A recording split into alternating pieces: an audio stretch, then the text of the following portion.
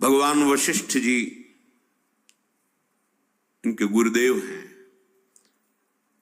प्रायः बड़े बड़े महान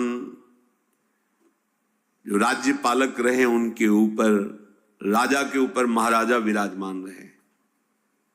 ऊपर से स्वर्गलोक आदि लोकों से भी ये शिक्षा मिली है।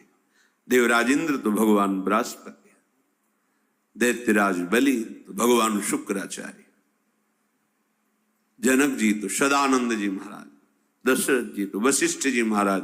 ऐसा था, क्योंकि जहां हमारा विवेक काम नहीं करता वहां ये ब्रह्मबोध संपन्न महापुरुष तत्काल हमको संभालते हैं।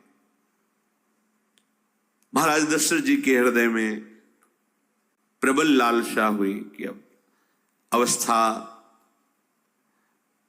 व्यतीत होती जा रही है, पर जो गृहस्थ धर्म का परम लाभ है वो तो हुआ ही नहीं।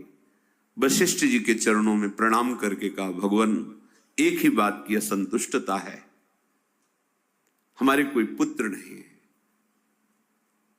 वशिष्ठ जी ध्यानस्थ हुए, ध्यान में देखा और उनका, तुम्हारा जैसा सौभाग्य अन्य का किसी का नहीं हो सकता।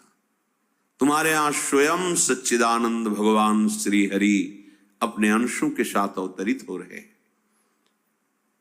श्रृंगी ऋषि को बुलाया गया, पुत्रेष्टि यज्ञ करी, उसमें साक्षात भगवान अग्निदेव प्रकट होकर के खीर दिया और कहा अपनी रानियों को पवा दीजिए। वशिष्ठ जी के आज्ञा के अनुसार उस खीर को 2 भाग में किया। प्रथम भाग श्री कौशल्या जी को दिया, जो दूसरा भाग था उसके 2 भाग किए, उसका 1 भाग कैकेयी जी को दिया। अब जो 1 भाग बचा उसके 2 भाग किए और वशिष्ठ जी की आज्ञा के अनुसार एक माता कौशल्या जी को, एक कैकेयी जी को दिया।